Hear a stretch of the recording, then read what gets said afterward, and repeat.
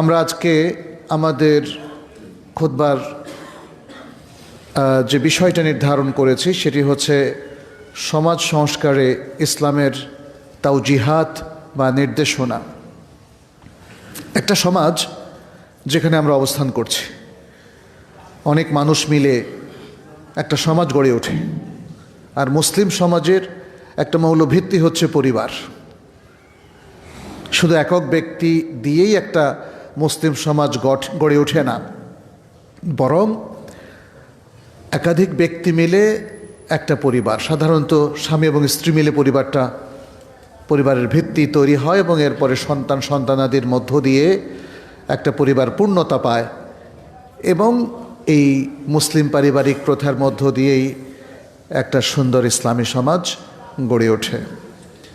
আজকে আমাদের বাংলাদেশেও আমরা দেখি বৃহত্তর মুসলিম সমাজ, আবার ছোট ছোট পাড়ায় মহল্লায়ও ছোট ছোট সমাজ গড়ে উঠেছে।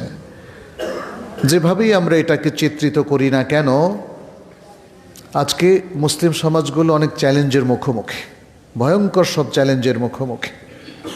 মুসলিম সমাজের মধ্যে সবচেয়ে বড় চ্যালেঞ্জ হচ্ছে ঈমান আকীদার চ্যালেঞ্জ। আমাদের সমাজের সকল সভ্য, সকল মুসলিম নর এবং নারী, তারা কি পরিপূর্ণ ঈমানদার হতে পেরেছে কিনা এবং বিশুদ্ধ আকীদা তারা অর্জন করতে পেরেছে কিনা, শিখেছে কিনা এবং সেটা তারা তাদের অন্তরে লালন করে কিনা, এটা হলো সবচেয়ে বড় চ্যালেঞ্জ। এই সমাজের মধ্যে আমরা দেখি ঈমানের যেমন ভয়ঙ্কর দুর্বলতা এবং অনেক ক্ষেত্রে ঈমানহীনতা।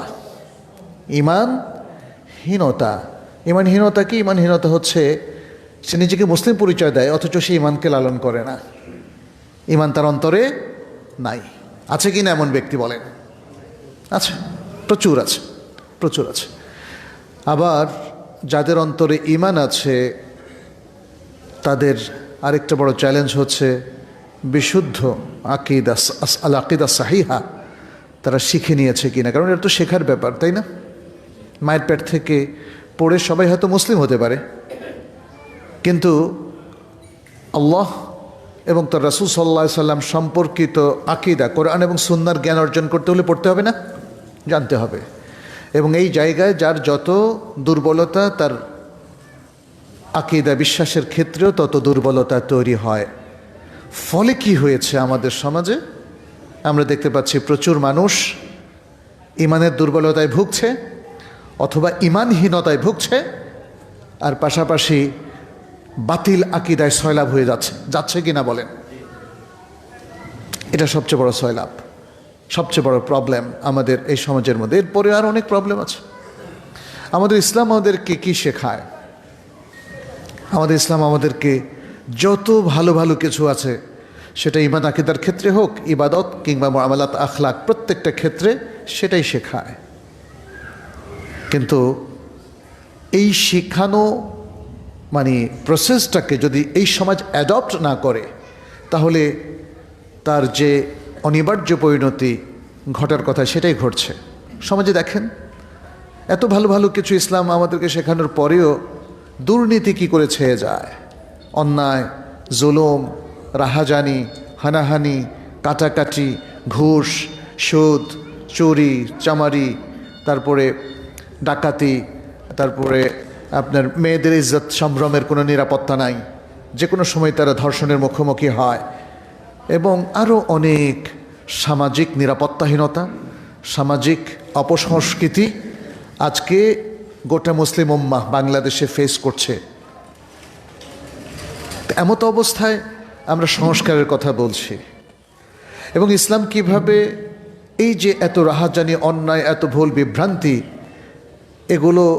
এগুলোকে দূর করে আবার আমাদেরকে রিয়েল ইসলামের দিকে ফিরে আসার জন্য আহ্বান জানায়, নির্দেশনা দেয়।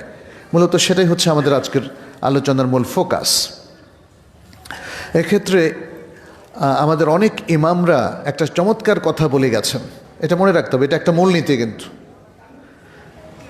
সেটা হচ্ছে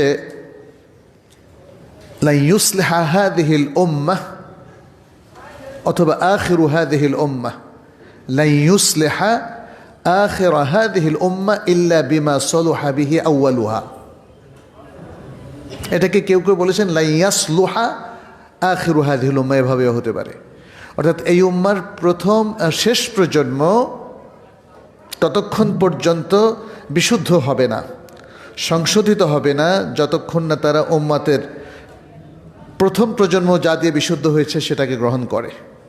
অথবা অন্য কথা এভাবে বলা যায়, এই উম্মার প্রথম প্রজন্মকে যে নীতি আদর্শ কিংবা যে জ্ঞান, যে ইসলাম, যে দিনদারি তাদেরকে সংশোধিত করেছিল, সেটাই এই উম্মার শেষ প্রজন্মকেও সংশোধন করবে, অন্য কিছু করতে পারবে না। ফলে আজকের সংস্কার বা সমাজ সংস্কারের মূল কথা সেটাই যে এটা যদি ইসলামী সমাজ হয়ে থাকে তাইলে মুসলিমরা এই সংস্কারের যত তাওজিহাত, নীতিমালা কিংবা কাওয়ায়েদ অথবা তাদের যে নির্দেশনা, গাইডলাইন কোত্থেকে নেবে? ইসলাম থেকে নিতে হবে। ইসলামী নির্দেশনার আলোকেই এই উম্মার প্রথম প্রজন্ম তারা সংশোধিত হয়েছিলেন, পৃথিবীর শ্রেষ্ঠ মানুষ বলে স্বীকৃতি পেয়েছিলেন। তাহলে আজকের মুসলিমরাও সে একই পথে তাদেরকে হাঁটতে হবে, যে পথে হেঁটেছেন সাহাবায়ে কেরাম রিদওয়ানুল্লাহি আলাইহিম আজমাইন, যে পথে হেঁটেছেন তাবিউন, আতবাউত তাবিউন এবং আইম্মাতুল হুদা, বড় বড় ইমামগণ, ইসলামের বড় বড় দিকপাল, প্রাজ্ঞ বিজ্ঞ ওলামায়ে কেরাম যেভাবে তাদের জীবনযাপন করেছেন, তাদের সমাজকে চালিয়েছেন, ঠিক সেভাবেও আজকে সমাজকে চালানো ছাড়া সমাজের কোনো সংস্কার হবে না। পৃথিবীর যাবতীয় ফর্মুলা তো এখানে ব্যর্থ হয়েছে না? আজকে মুসলিম সমাজে যদি আপনি নিজেও মনে করেন আপনি খুব বুদ্ধিমান মানুষ, কত ফর্মুলা নিয়ে এসছেন, একটাও কিন্তু মানুষকে শুদ্ধ করছে না।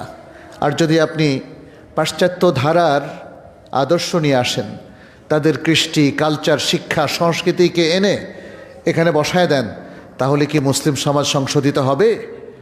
আপনি যদি পৌত্তলিক কালচার প্রতিষ্ঠা করেন, শিরক বিদআতে ভরে দেন মুসলিমদের সব কিছু, তাহলে কি মুসলিমরা সত্যিকার পথ পাবে?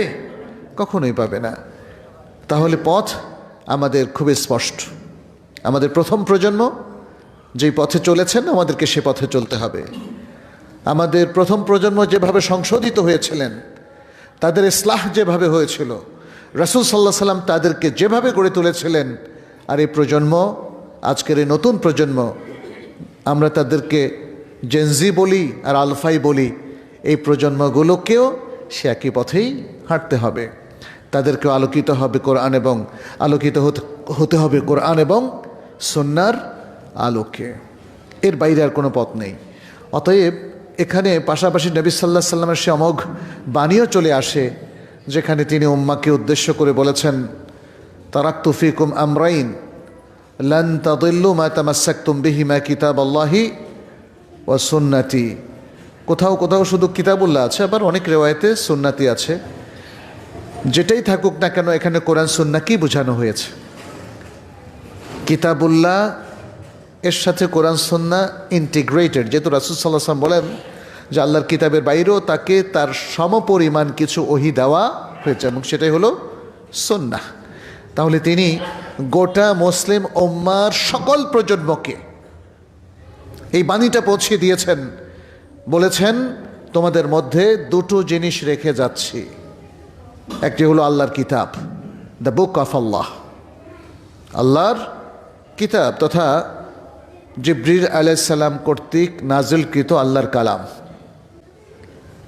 যা মুহাম্মদ সাল্লাল্লাহু আলাইহি ওয়াসাল্লামের উপর নাজিল হয়েছে। আর দ্বিতীয় হলো নবী সাল্লাল্লাহু আলাইহি ওয়াসাল্লামের সুন্নাহ, যা কিতাবুল্লাহকে বোঝানোর জন্য, আমলে রূপান্তরিত করার জন্য নবী সাল্লাল্লাহু আলাইহি ওয়াসাল্লামকে দেওয়া হয়েছিল। তিনি তার বক্তব্য, তার ফেল বা তার কর্মধারা এবং তার মৌন সম্মতির মাধ্যমে যা তিনি জাতির উদ্দেশ্যে একদম স্পষ্ট করে সুস্পষ্টভাবে ব্যক্ত করেছেন, এবং এতটাই সুস্পষ্ট যে এর মধ্যে কোনো অন্ধকার কোনো কিছু নেই। যেমনটি বলেছেন প্রিয় রাসূল সাল্লাল্লাহু আলাইহি ওয়াসাল্লাম, তারাকতু ফিকুম আমরাইন লান তাদিল্লু মা তামাসসাকতুম বিহিমা, তোমাদের মধ্যে আমরা না, এটা তো আমি বলেছি, এটি হলো তারাকতুকুম আলা মাহাজ্জাতিন বায়দা, যে হাদিসটা বলতে চাচ্ছি সেটি হলো তারাক্তুকুম আলা মাহাজ্জাতিন বায়দা, তোমাদেরকে শ্বেত শুভ্র দলিলের উপর রেখে যাচ্ছি, লাইলুহা কানাহারিহা, এর রাতগুলো দিনের মতোই প্রজ্জ্বল, রাতগুলো দিনের মতোই প্রজ্জ্বল। তাহলে প্রথম হাদিসে বলা হয়েছে দুটো জিনিস রেখে যাচ্ছি, কারণ ওই দুটো জিনিসের মধ্যেই আভা রয়েছে, আলো রয়েছে এবং এলেম রয়েছে। আর এই হাদিস বলছে এই জ্ঞানটা, ইসলামের জ্ঞানটা এতটাই শ্বেত শুভ্র, এখানে কোনো অন্ধকার গলি নেই, এখানে কোনো রাত নেই, এর রাতগুলোও দিনের মতো প্রজ্জ্বল। কিন্তু কাদের কাছে? যারা এই জ্ঞানটা অর্জন করবে। ফলে ইসলামের দিক থেকে তাওজিহাতের কোনো অভাব নেই এবং আমাদের কি করণীয় সেটা নির্ধারণ করতেও কোনো সমস্যা নেই। কিন্তু আজকের এই সমাজ সংস্কারের কথা যখন আমরা বলছি, তাহলে প্রশ্ন আসে কে করবে এই সংস্কার, কে করবে এই সংস্কার? কারণ মুসলিম সমাজে তো অনেক ধরনের ব্যক্তির অবস্থান, এখানে শাসকদের অবস্থান আছে, মুসলিম শাসক এবং প্রশাসক, রাজনীতিবিদদের অবস্থান আছে, এখানে ওলামায়ে কেরামের অবস্থান আছে, এখানে দুআত ইলাল্লাহ যারা আল্লাহর দ্বীনের দিকে মানুষকে আহ্বান করছেন তারা আছেন, এখানে শিক্ষক সম্প্রদায় আছেন, আর আছে ব্যক্তি মুসলিম। শেখ বিন বাজ রাহমাহুল্লাহ তার একটা আলোচনায় তাওজিহাত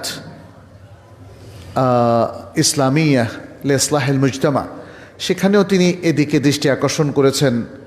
বলেছিলেন যদি কোনো সমাজে মুসলিম শাসক প্রশাসক তারা ইসলামী সমাজকে ইসলামী রূপে গড়ে তোলার দায়িত্ব পালন না করে, তখন ব্যক্তির উপর সেটা বর্তায় এবং তখন ব্যক্তি তার নিজের জন্য যা করণীয় সেটা সে নির্ধারণ করে নিতে হবে। আজকে যেমন ধরেন আপনাকে এখানে অনেক খুন খারাপি হচ্ছে, রাস্তায় ছিনতাই হচ্ছে, দুর্নীতি হচ্ছে, রাষ্ট্র সেটা প্রতিরোধ করছে না, আপনি কি সেটাকে অ্যাকসেপ্ট করবেন?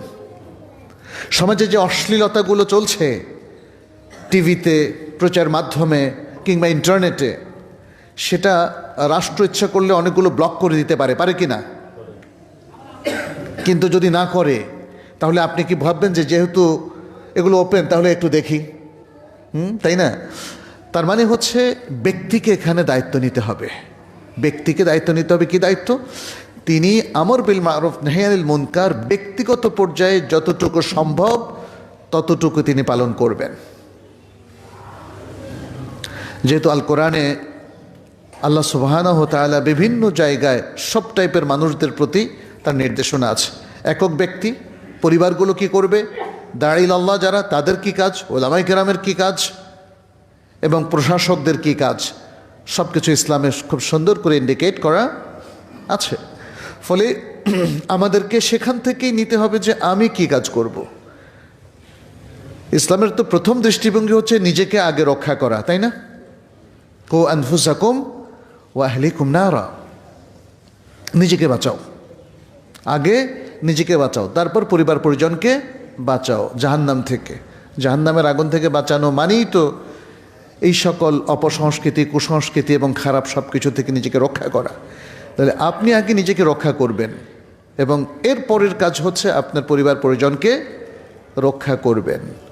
তারপরে যারা আপনার কাছের মানুষ, আপনার প্রতিবেশী, আপনার জনপদের মানুষ, আপনার সমাজের মানুষ, আপনার দেশের মানুষ, একের পর এক দায়িত্ব আপনার উপর আসতে পারে যদি আপনি সে দায়িত্ব নেওয়ার মতো যোগ্যতা অর্জন করেন, মানসিকতা রাখেন।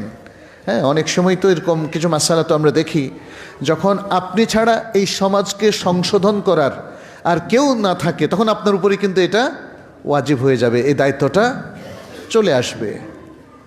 এভাবেই ইসলাম তার দায়িত্বগুলো যেমন বন্টন করে, সমাজ সংস্কারের কাজগুলো এভাবেই শুরু করার জন্য আমাদেরকে একটা তাওজিহাত দেয়। আপনার পরিবারভুক্ত লোকদের দ্বীনের পথে চালানো, তাদেরকে সংশোধিত করা, সুন্দর তারবিয়াত দেওয়া এবং বিশুদ্ধ আকীদা ঈমানের উপর তাদেরকে গড়ে তোলা, তাদেরকে ইলম দ্বারা আলোকিত করা এবং ইসলামী শিক্ষায় পরিপূর্ণ শিক্ষা দিয়ে তারপরে জাগতিক উপকারী শিক্ষা দান করা, এটা পরিবারের অভিভাবকের দায়িত্ব। আপনি সমাজের কাজকে অনেক সহজ করে দিলেন যদি আপনার সন্তানকে আপনি সঠিকভাবে তার বিয়াতের ব্যবস্থা করেন। আর যদি আপনি গাফেল থাকেন তাহলে আপনার সন্তান তো আপনার পরিবারের উপর বটেই, পুরো সমাজ রাষ্ট্রের উপরও বালা মুসিবত হয়ে যাবে, তখন সে খুনিও হয়ে যেতে পারে। এবং এই সমাজে যত খারাপ কিছু আছে সেখানে নেতৃত্ব দেওয়ার জন্য সে একটা গ্যাং তৈরি করতে পারে, একটা সমাজ, একটা সিন্ডিকেট তৈরি করতে পারে, যেটা আমরা সহজেই দেখতে পাচ্ছি প্রিয় ভাইরা। এই জন্য আপনার দায়িত্ব হচ্ছে আগে আপনার সন্তানগুলোকে মানুষ করেন। এভাবে এখানে যারা আছেন, এই সমাজে যারা আছেন, প্রত্যেকে যদি তার নিজ পরিবারের দায়িত্ব নেন তাহলে কাজটা সহজ হয়ে যায়। যিনি সমাজের নেতৃত্বে থাকবেন তার জন্য কাজটা সহজ হয়ে যায়। এরপরে সামাজিক নেতৃত্বে যারা আছেন, আমরা যদি প্রফেশনাল পেশাগত নেতৃত্বের কথা বলি, আজকাল তো বাংলাদেশেও আমরা দেখি যে প্রায় প্রত্যেকটা ক্ষেত্রে এক একটা অ্যাসোসিয়েশন আছে, প্রকৌশলীদের আছে, ডাক্তারদের আছে, শিক্ষকদের আছে, আছে কিনা বলেন? এটাও কিন্তু এক একটা সেগমেন্ট তারা ভাগ করে নিয়েছে। যদিও আনফর্চুনেটলি আমাদের এই অ্যাসোসিয়েশনগুলোর ফোকাস হচ্ছে দাবি দেওয়া সরকার থেকে আদায় করা, যেটা ভেরি লিমিটেড ফোকাস।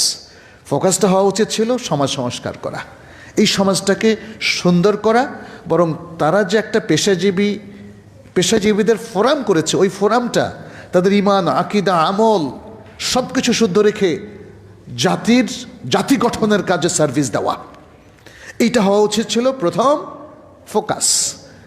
তারপরে কতটুকু পেলাম না পেলাম সেই হিসাব একটু পরে আসলেই ভালো হতো।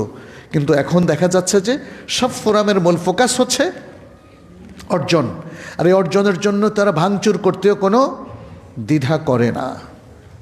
এটা ইসলামিক কালচার না। আসলে আপনি একটা ধ্বংসের মধ্য দিয়ে আপনার দাবি আদায় করবেন, এটা হতে পারে না।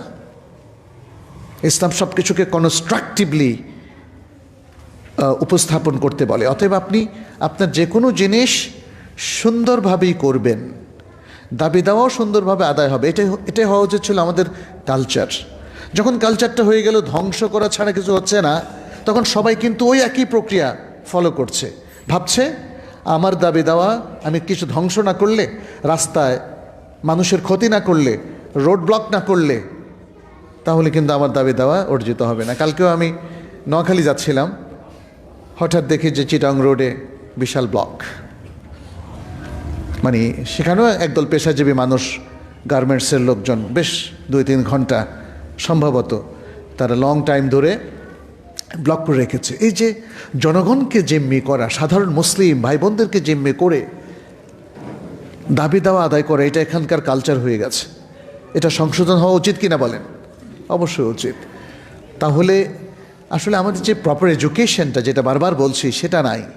ফলে কালচার যখন চেঞ্জ হয়ে গেছে, সেই কালচারকে আবার সংশোধন করতে অনেক লং টাইম লাগবে, কিন্তু আয়োজন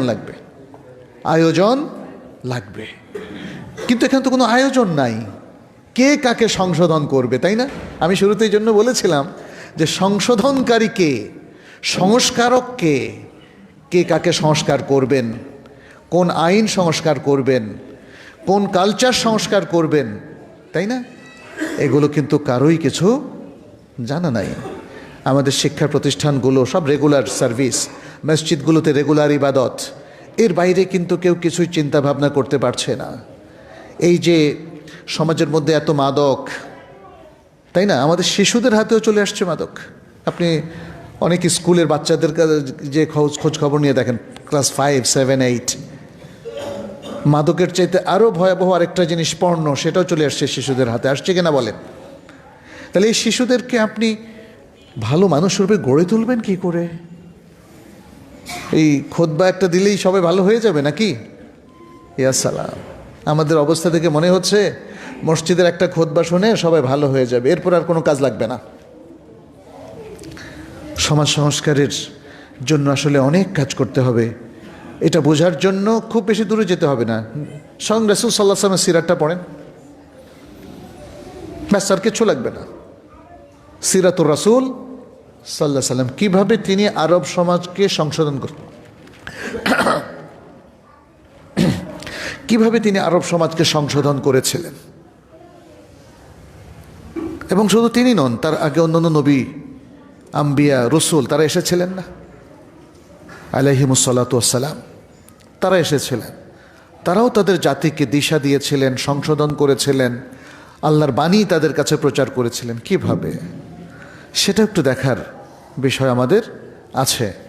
এখানে কিছু জিনিস আমি আপনাদের সামনে একটু পেশ করতে চাই।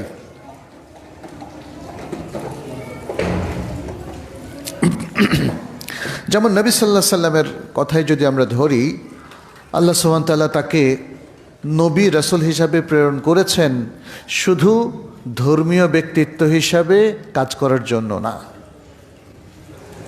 তাহলে তিনি বলতেন, তোমাদেরকে জানিয়ে দিচ্ছি আল্লাহ আমাদের রব, আল্লাহ আমাদের ইলাহ, তোমরা মেনে চলো, ব্যাস শেষ। অল্পতেই তো শেষ হয়ে যেত। আপনি কি লক্ষ্য করেছেন যে তিনি প্রথম থেকেই মাক্কি জীবনে এক ধরনের কাজ করেছেন, মাদানী জীবনে এসে আরেক ধরনের কাজ করেছেন।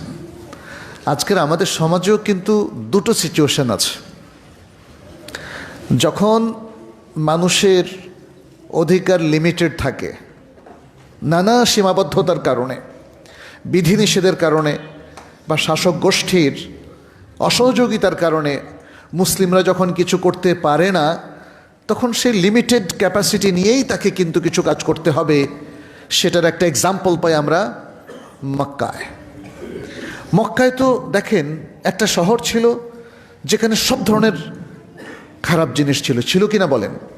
নবী সাল্লাল্লাহু আলাইহি সাল্লাম নবুয়ত প্রাপ্তির আগ থেকে আরম্ভ করে হিজরতের আগ পর্যন্ত মাক্কি জীবনে দেখেন সেখানে কাফির মুশরিকরা এই কাবা চত্বরে তারা পূজা করতো, অর্চনা করতো, শিরিক করতো, বেদাত করতো না, সব কিছু করতো। এমন খারাপ কিছু ছিল না যেটা তারা করতো না।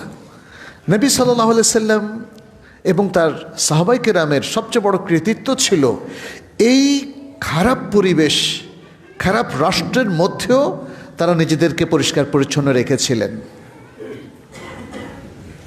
তারা নিজেদেরকে সংশোধনের মধ্যে রেখেছিলেন। কোনো সাহাবা, পুরুষ কিংবা নারী, জানা যায় না যে তারা ইসলাম গ্রহণের পরের দিন আবার শিরিক করেছেন। হ্যাঁ, তারা ওহীকে গ্রহণ করেছেন তো করেছেন, সংশোধন হয়েছেন তো হয়েছেন, সংশোধনের বাইরে আর যাননি। এমনকি এই যে আবু যার গিফারী রাদিয়াল্লাহু তাআলা আনহু, যাকে প্রহার করা হয়েছিল কাবা চত্বরে, ওমর ইবনুল খাত্তাব রাদিয়াল্লাহু তাআলা আনহু ইসলাম গ্রহণের পরে দেখেন একদম হিজরতের আগ পর্যন্ত তাদের আদর্শ থেকে কখনোই বিচ্যুত হতে দেখেনি এই পৃথিবী। সুবহানাল্লাহ। তাহলে সেটা কিভাবে সম্ভব হলো? আজকে আমাদের সমাজে আমরা অনেক সময় বলি যে সমাজে তো সব খারাপ জিনিস রোধ করা যাচ্ছে না। আপনি আগে নিজের থেকে রোধ করুন। আপনি ঘুষ খাওয়া বন্ধ করুন, আপনি সুদ খাওয়া বন্ধ করুন, আপনি অবৈধ ইনকাম বন্ধ করুন, আপনি হালালের মধ্যে থাকুন, আপনি নিজে কোনো অপরাধ চক্রের সাথে জড়াবেন না, কোনো দুর্নীতি, অন্যায় কিংবা পাপের সাথে সম্পর্কিত হবেন না।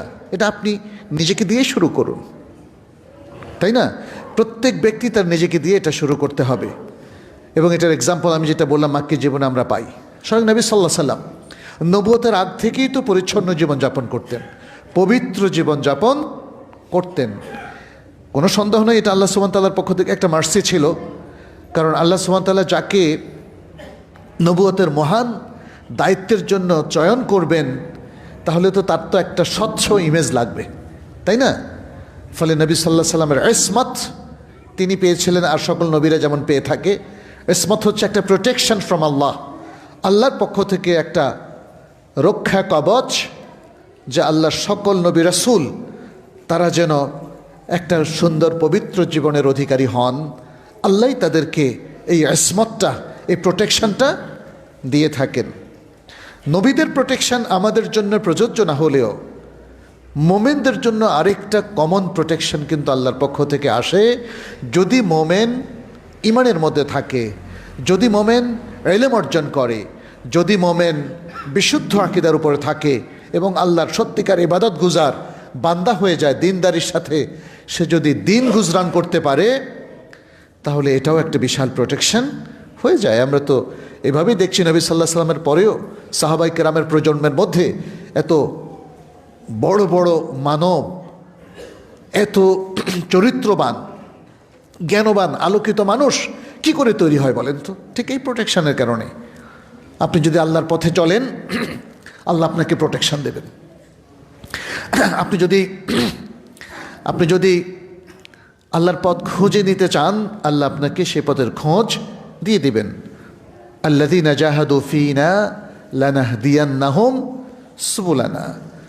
যারা আমাদের পথে চেষ্টা তদবির করে, পথ পাওয়ার চেষ্টা করে, অবশ্যই আল্লাহ বলছেন আমি তাদেরকে পথ দেখাবো, তাদেরকে হেদায়েত দেব। হেদায়েতের মালিক কে? আল্লাহ।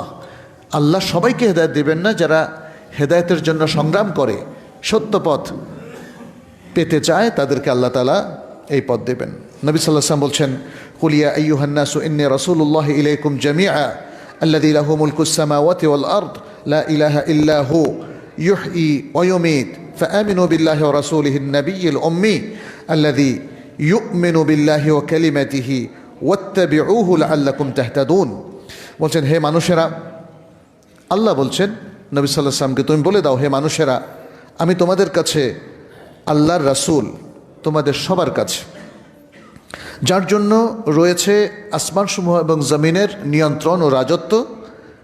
আল্লাহ ছাড়া সত্যিকার কোনো ইলাহ নেই, তিনি জীবন দান করেন, মৃত্যু দান করেন। অতএব তোমরা আল্লাহ এবং তার রাসূল সাল্লাল্লাহু আলাইহি সাল্লামের প্রতি ঈমান পোষণ করো, যিনি উম্মি নবী, যিনি আল্লাহর প্রতি এবং তার কালিমার প্রতি বিশ্বাস স্থাপন করেন, ঈমান রাখেন, এবং তোমরা তাকে অনুসরণ করো যেন তোমরা হেদায়েত প্রাপ্ত হও। সূরা আল আরাফ। এরপর আল্লাহ সুবহানাহু ওয়া তাআলা আরও অনেকগুলো নির্দেশনা এখানে দিয়েছেন নবী সাল্লাল্লাহু আলাইহি সাল্লামের ইত্তেবা করার জন্য। নবী সাল্লাল্লাহু আলাইহি সাল্লাম রাসূল হিসাবে এসেছেন, যেটা আমরা বললাম, তিনি শুধু রিলিজিয়াস লিডার ছিলেন না। মাক্কি জীবনে তার একটা পলিসি দেখি, মাদানী জীবনে এসে দেখি তিনি লিডারশিপটা নিয়েছেন। এখানে অনেক গোত্র থাকতো, ইহুদিদের 3টা গোত্র, বনু কায়নুকা, বনু নাদির, বনু কুরায়যা, আর এছাড়াও আউস, খাজরাজ, আনসারদের গোত্র, এছাড়াও আরও অনেক গোত্র ছিল, মুশরিকদের আরও অনেক ছোট ছোট ট্রাইব ছিল। তিনি সবাইকে নিয়ে কি করলেন? মদিনা সনদ করলেন। এটা হলো লিডারশিপের প্রথম কাজ ছিল নবী সাল্লাল্লাহু আলাইহি ওয়াসাল্লাম। সবাইকে একটা নিয়মের আওতায় নিয়ে আসলেন। আপনারা মদিনা সনদটা পড়ে নেবেন। যদি আমি জিজ্ঞেস করি কয়জন পড়েছেন, খুব কম হাতই উঠবে, তাই না? আমরা আমাদের ইতিহাস ঐতিহ্য নিয়ে খুব সচেতন নই। আমরা শুধু বলতেই ভালোবাসি মুসলমানদের আছে গৌরবোজ্জ্বল অধ্যায় এবং ইতিহাস। একটু পানি দেন তো। আচ্ছা, বিসমিল্লাহির রহমানির রহিম।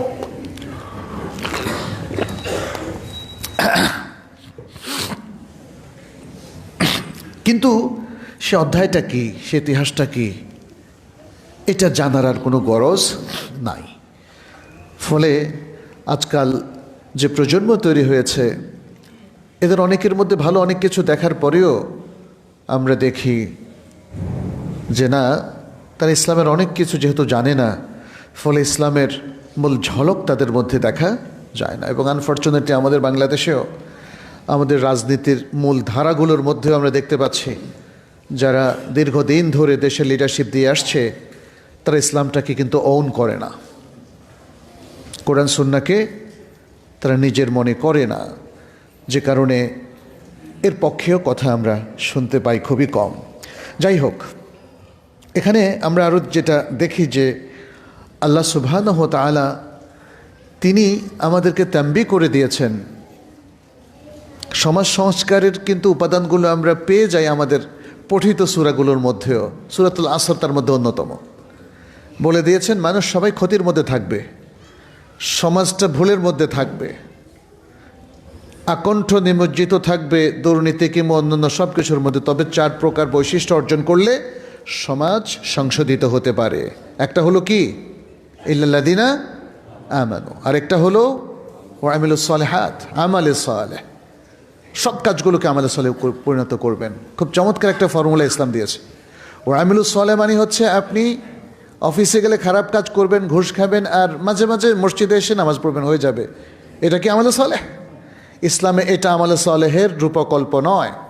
আমলে সালেহ হচ্ছে আমরা এই পৃথিবীতে বসবাসকালে যত কাজ করি সব কাজকে আমলে সালেহে রূপান্তরিত করা।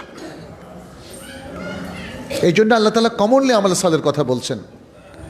যত জায়গায় আমলে সালেহের কথা বলছেন, স্পেশাল অকেশনে সামান্য এটা বলেননি, বলেছেন আমলে সালেহ করে।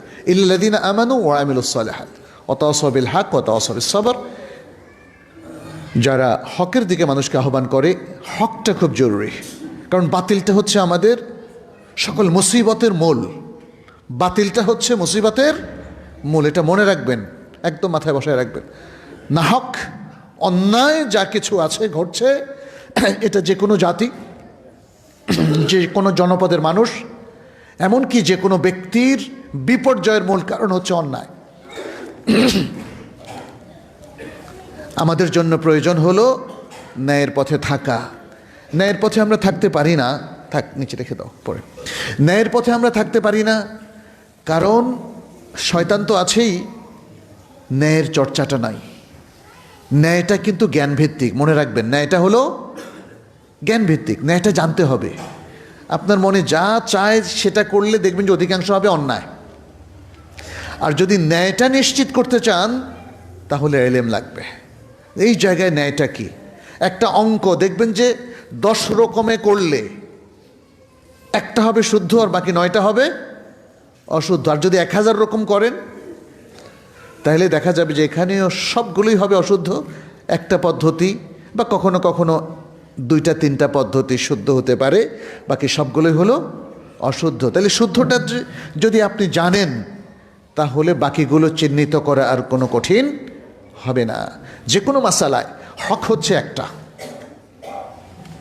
ফিকহি মাসালা বলেন আর আকীদা মাসালা বলেন, বিশুদ্ধ মত হলো হক কয়টা? একটা। আপনি চিন্তা করেন, রুবুবিয়তের মাসালা, উলুহিয়তের মাসালা, ইবাদতের মাসালা, হক কয়টা? একটা। কিন্তু দেখবেন যে মানুষ নানা রকম আমল করছে, নানা রকম আমল করছে। তাহলে হকটা হচ্ছে জানার বিষয়। হকটা জানলে তখন ভুলটা, বাতিলটা চিহ্নিত হবে। আর মনে রাখবেন, হক আপনাকে যে জায়গায় পৌঁছাবে, বাতিল কোনোদিন সে জায়গায় পৌঁছাবে না।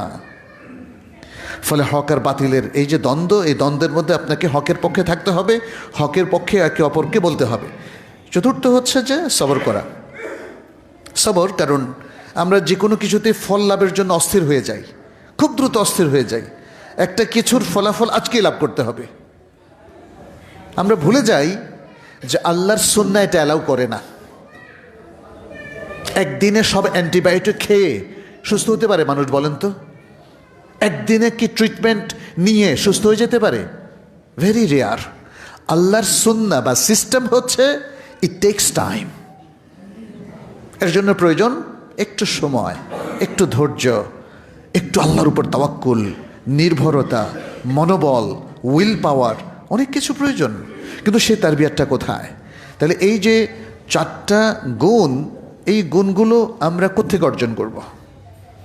সূরা আসর পড়লে কি অর্জন হয়ে যাবে? কিংবা একটা খুতবা শুনলে অর্জন হয়ে যাবে? আসলে এগুলো নিয়ে আমরা কখনোই ভাবি না। অনেক কিছু আমরা শুনি, কিন্তু আমি অর্জন করব কি করে, এটা নিয়ে কিন্তু আমাদের ভাবনাটা নাই। সমাজ সংস্কার করতে হবে, এটাও আমরা বুঝি, কিন্তু আমরা আমাদের সমাজকে, এই বাংলাদেশের এই সমাজগুলোকে কিভাবে সংশোধন করে একটা সোনার সমাজে, একটা আদর্শ সমাজে, একটা আলোকিত সমাজে আমরা পরিণত করব, সেই ফর্মুলাটা নিয়েও কিন্তু আমাদের তেমন কোনো ভাবনা নাই। আমাদের সমাজবিজ্ঞানীরা দেখলাম অনেক বড় বড় কথা বলেন, পত্রিকায় মাঝে মাঝে আসে তাদের সাক্ষাৎকার, কিন্তু সেখানে ইসলামের ফর্মুলাগুলো একদমই নাই। কারণ সমাজবিজ্ঞানের পড়াশোনাটাও পাশ্চাত্যমুখী। ওয়েস্টার্ন এডুকেশন সিস্টেম যা শেখায় আমরা সেভাবে শিখছি। ফলে ইসলামী সমাজের যে তাওজিহাতগুলো, এগুলো আমাদের আর জানা থাকে না। এখানে দেখেন আল্লাহ সুবহানাহু ওয়া তাআলা তিনি তার পক্ষ থেকে নবী সাল্লাল্লাহু আলাইহি সাল্লামকে অনেকগুলো ফর্মুলা জানিয়েছেন, যেটা আমাদের দায়ীদের জন্য, ওলামায়ে কেরামের জন্য করণীয়। আমি যেটা বলেছিলাম, যদি সমাজ সংস্কার হন আপনি একা, তাহলে আপনি নিজেকে, নিজের পরিবারকে সামলাবেন। আর যদি আপনি দায়ী আল্লাহ হন, যে মানুষকে ঘরে ঘরে দাওয়াত পৌঁছে দিচ্ছেন, মসজিদে আলোচনা করছেন, বিভিন্ন জায়গায় বলছেন, তাহলে দায়ের যে গুণাবলী আছে সেগুলো অর্জন করতে হবে। শুধুমাত্র কিছু লিফলেট বিতরণ করলে আর বই লিখে প্রচার করলেই মানুষ শুদ্ধ হয়ে যাবে না। মানুষ আদর্শ চায়। মানুষ চায় যিনি আমাকে বলছেন তিনি একজন ভালো মানুষ, তিনি তার আমল দিয়ে আখলাক দিয়ে মানুষকে অভিভূত করছেন। এমনটি তো রাসূল সাল্লাল্লাহু আলাইহি ওয়াসাল্লাম করেছিলেন, তাই না? আল্লাহ তাআলা বললেন, ফাবিমা রাহমাতিম মিনাল্লাহি লিনতা লাহুম ওয়ালাউ কুনতা ফাযযান গালিযাল কলবি লানফাদ্দু মিন হাওলিক। আল্লাহর রহমতে আপনি সফট হয়েছেন, কোমল হয়েছেন তাদের জন্যে। আর যদি আপনি কঠিন হৃদয় সম্পন্ন এবং কঠোর ভাষী হতেন তাহলে মানুষ আপনার চারপাশ থেকে সরে যেত। তারপরে দেখেন, বুঝলাম তিনি খুব কোমল, সুন্দর, ভদ্র আচরণ করেন, কিন্তু তিনি কি আমাদের জন্য রোল মডেল? কোরআন কিন্তু সেটাও বলে দিয়েছে একজন নবীকে অবশ্যই রোল মডেল হতে হবে, এবং আল্লাহ তাআলা সার্টিফিকেট দিয়েছেন একাধিক জায়গায়। এক জায়গায় বললেন, ওয়া ইন্নাকা লাআলা খুলুকিন আযীম, নিশ্চয় আপনি মহান চরিত্রের উপর অধিষ্ঠিত। মহান চরিত্রের উপর অধিষ্ঠিত ব্যক্তিরা মানুষকে মহান হওয়ার প্রেরণা দিতে পারে, সঠিক তারবিয়া এবং এডুকেশন দিতে পারে, এবং নবী সাল্লাল্লাহু আলাইহি ওয়াসাল্লাম সেটা দিয়েছিলেন। আর সূরাতুল আহজাবের মধ্যে আল্লাহ তাআলা কি বললেন? লাকাদ কানা লাকুম ফি রাসূলিল্লাহি উসওয়াতুন হাসানাহ লিমান কানা ইয়ারজুল্লাহ ওয়াল ইয়াউমাল আখির ওয়া যাকারাল্লাহা কাসীরা। নিশ্চয় তোমাদের জন্য রাসূলুল্লাহর মধ্যে রয়েছে উত্তম আদর্শ। তাহলে তিনি রোল মডেল হয়েছেন। আমরা কি হতে পেরেছি? আপনি বাবা, আপনি কি সন্তানের জন্য রোল মডেল হয়েছেন? আপনি মা, আপনি কি পরিবারের সবার জন্য রোল মডেল হয়েছেন? আপনি সমাজ চালান, সমাজে বিশিষ্ট ব্যক্তি, সমাজের সবাই কি আপনাকে ভালো জানে? আপনার কাছের মানুষটাও কি ভালো জানে? আমরা অনেক সময় সমাজের অনেক ব্যক্তিকে খুব ভালো জানি, কিন্তু ভেতরে সে আসলে ভালো নয়। এই ধরনের ব্যক্তিও আসলে সমাজের জন্য রোল মডেল হওয়ার যোগ্য নয়। তাহলে সমাজ সংস্কারের জন্যে আমাদের যারা দায়ী তাদের বিশাল ভূমিকা রয়েছে। বিশেষ করে যখন মুসলিম উম্মার মধ্যে লিডারশিপের একটা ঘাটতি আছে, ইসলামিক লিডারশিপের কথা বলছি,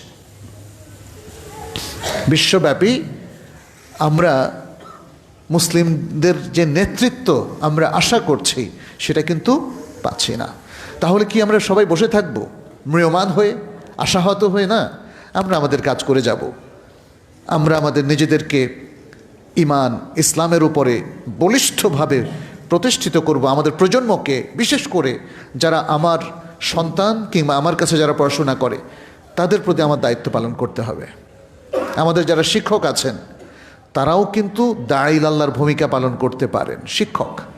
কারণ শিক্ষক মানুষ গড়ার কারিগর। এখন আমাদের শিক্ষকদের মধ্যে যদি আমরা কলেজ, ইউনিভার্সিটি, মাদ্রাসা সব মিলিয়ে ধরি, তাহলে দেখবেন যে ম্যাথ, সায়েন্স, ইংলিশের টিচারই সংখ্যায় বেশি, তাই না? তারা আবার অনেকেই নিজেকে দাঈল আল্লাহ মনে করেন না, যদিও মুসলিম। কারণ তিনি মনে করেন এটা তো হুজুরদের কাজ, আমি তো হুজুর না। এটা একটা বড় প্রবলেম। পৃথিবীর অনেক দেশে আপনি দেখবেন সাধারণ নাগরিক, অ্যাডাল্ট যারা, তাদের সবাইকে একটা মিলিটারি ট্রেনিং নিতে হয় তার দেশের নিরাপত্তার স্বার্থে। আর মুসলিমদের ইসলামী শিক্ষাটা তো সার্বজনীন। এটা এমন নয় যে আপনি কোথাও ইমামতি করবেন সেই জন্য, নো। প্রত্যেক মুসলিমকে জরুরি জ্ঞানগুলো অর্জন করতে হবে, ইসলামের মৌলিক বিধানগুলো তাকে জানতে হবে। ঈমান, আকীদা, ইবাদত, মুআমালাত, হালাল হারাম এবং আখলাকের মৌলিক বিধানগুলো প্রত্যেক মুসলিমকে জানতে হবে। অতএব আমাদের শিক্ষকরাও ইন্ডিভিজুয়ালি দাঈল আল্লাহর কাজটা করতে পারেন। দাঈল আল্লাহর কাজটা করতে পারেন বিভিন্ন পেশাজীবী মানুষেরাও।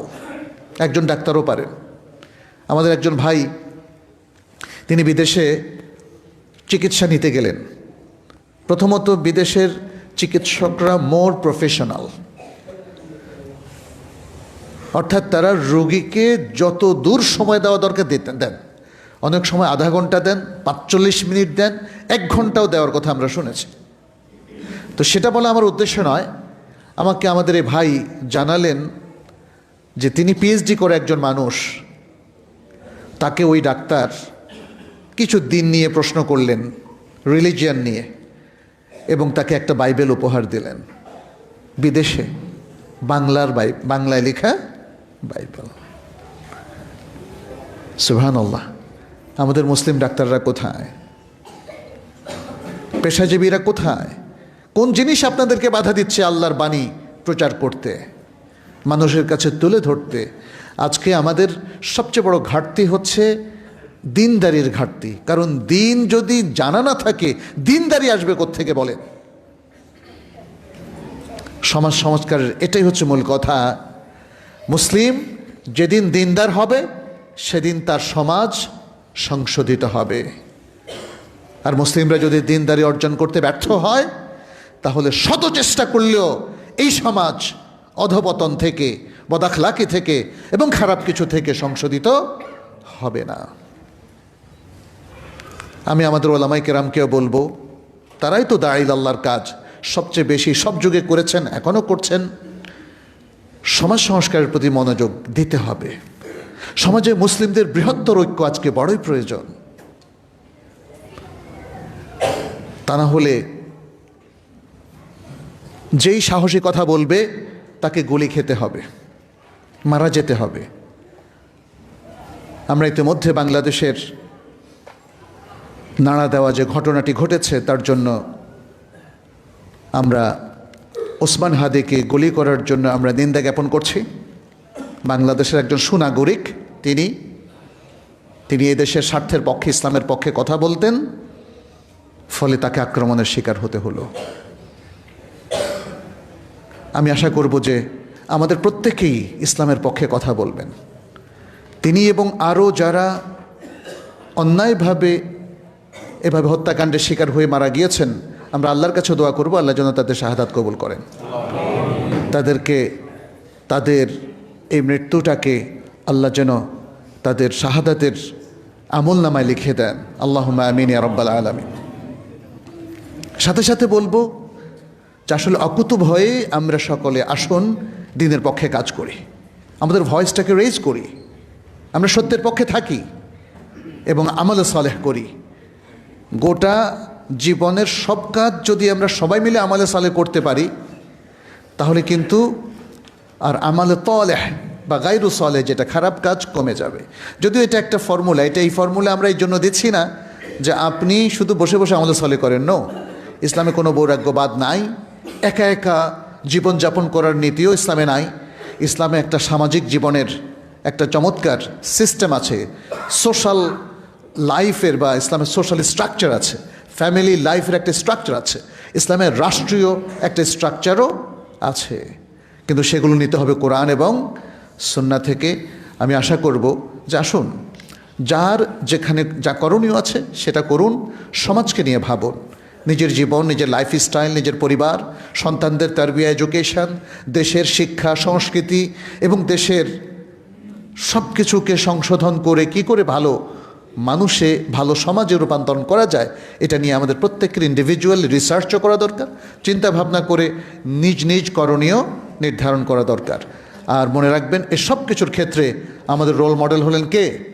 রাসূলুল্লাহ সাল্লাল্লাহু আলাইহি সাল্লাম এবং তার সাহাবায়ে কেরাম, আর সে সকল ইমামগণ যারা আল্লাহ রাসূল সাল্লাল্লাহু আলাইহি সাল্লাম এবং সাহাবায়ে কেরামকে সঠিকভাবে অনুসরণ করেছেন। ব্যাস, এই জিনিসগুলো যদি আমরা মাথায় রাখতে পারি, তাহলেই আমাদের জন্য পথ চলা সহজ হবে। আর জ্ঞান অর্জনের পথে আপনাদের এগিয়ে যেতে হবে। জ্ঞান অর্জনের জন্য আমরাও চেষ্টা করে যাচ্ছি, দিন রাত খেটে যাচ্ছি, যেন কিছু প্ল্যাটফর্ম আপনাদের জন্য তৈরি করা যায়। আমরা একটা প্ল্যাটফর্ম তৈরি করেছি, তাইবা একাডেমি। আপনাদের সামনে আমরা বলেছিলাম, এখানে অনেকগুলো কোর্স, কোরআনের কোর্স আছে, ডিপ্লোমা ইন ইসলামিক স্টাডিজ আছে, ডিপ্লোমা ইন আরবিক আছে, এবং আরও অনেকগুলো কোর্স, আলিম কোর্স কিছুদিনের মধ্যে শুরু হতে যাচ্ছে। যারা আপনারা মনে করেন যে এই ব্যস্ত জীবনের মধ্যে রাতে একটু অনলাইনে বসে আপনি জ্ঞান অর্জন করবেন, তাহলে তাদের জন্য আমাদের এই সুযোগ সুবিধাটা আছে। কারণ আমাদের সকলকে জ্ঞানমুখী হতে হবে। আর দ্বিতীয় হচ্ছে, আপনাদের সন্তান যারা আছেন তাদেরকে যেন ভালো শিক্ষা প্রতিষ্ঠানে আপনারা ভর্তি করান। আমরা সেজন্য চেষ্টা করে যাচ্ছি, আমাদের ইমাম বুখারী ট্রাস্ট এবং পাশাপাশি কুল্লিয়াতুল কোরআন। আর এই যে প্রতিষ্ঠানটা আপনারা দেখছেন, সুন্নাহ কমপ্লেক্স, এখানেও কিন্তু একটা মাদ্রাসা রয়েছে। নানা চড়াই উতরাই পার হয়ে আমাদের এখানে একজন খুবই অত্যন্ত উত্তম মানের আলেম, তাকে দায়িত্ব দেওয়া হয়েছে, তিনি মাদ্রাসার জন্য দিনরাত খাটছেন। আমাদের স্টুডেন্টদেরকে তিনি আরবি শেখাচ্ছেন, কোরআন শেখাচ্ছেন, গ্রামার শেখাচ্ছেন। ইতিমধ্যে আমি নিজেও বেশ কয়েকজনের পড়া শুনলাম এবং দেখলাম যে তারা খুব মানসম্পন্ন পড়া শিখছে। অতএব আপনাদের সন্তানদেরকেও আপনারা যারা অন্তত হাতে খড়ি প্রথম কয়েকটা ক্লাস 5 পর্যন্ত দিনই শিক্ষা দিতে চান এবং সেটা দেওয়াটাই উচিত সঙ্গত, তাহলে আপনারা এই প্রতিষ্ঠানে নিয়ে আসতে পারেন। আগের থেকেও এই প্রতিষ্ঠান এখন অনেক উন্নত, অনেক সুন্দরভাবে এগিয়ে যাচ্ছে। আল্লাহ আমাদের সবাইকে তৌফিক দান করুন এবং সবার সামষ্টিক প্রচেষ্টায় আমরা যেন আমাদের সমাজকে সংশোধিত করতে পারি। আল্লাহর কাছে কায়মন বাক্যে সে দোয়া করছি। হাদা সাল্লু ওয়াসাল্লিমু আলা নবিয়িনা মুহাম্মদ। أقول قولي هذا وأستغفر الله لي ولكم ولسائر المسلمين فاستغفروه إنه هو الغفور الرحيم. أستغفر الله ربي. الحمد لله رب العالمين والعاقبة للمتقين والصلاة والسلام على نبينا محمد وعلى آله وأصحابه أجمعين. اللهم تقبل منا إنك أنت السميع العليم وتب علينا إنك أنت التواب الرحيم. عباد الله اتقوا الله واتبعوا سنة نبيكم في جميع أموركم وشؤونكم وفي جميع أعمالكم وأفعالكم. نسأل الله سبحانه أن يجعلنا وإياكم من عباده المقربين المخلصين المؤمنين. ربنا عليك توكلنا وإليك أنبنا وإليك المصير. اللهم علمنا ما جهلنا وذكرنا ما نسينا وزدنا هدى وتقى يا رب العالمين. عباد الله, আল্লাহ সুবহানাহু ওয়া তাআলা আমরা তার কাছে না চাওয়া সত্ত্বেও অনেক নিয়ামত তিনি আমাদেরকে দিয়েছেন। সম্মানিত উপস্থিতি, আসুন আল্লাহর এত সব নিয়ামতের শুকরিয়া আমরা আদায় করি। সবচেয়ে বড় শুকরিয়া হচ্ছে ঈমানের পথে থাকা, বিশুদ্ধ আকীদা পোষণ করে এক আল্লাহর ইবাদত করা, জীবনের প্রত্যেকটা কাজকে ইবাদত ও আমল সালেহে রূপান্তরিত করা। সেই ফর্মুলা ইসলাম দিয়েছে এবং এই একটা ফর্মুলার মধ্য দিয়েই আমাদের সমাজগুলো আবারও সেই মদিনার সমাজের মতো সুন্দর এবং মানোত্তীর্ণ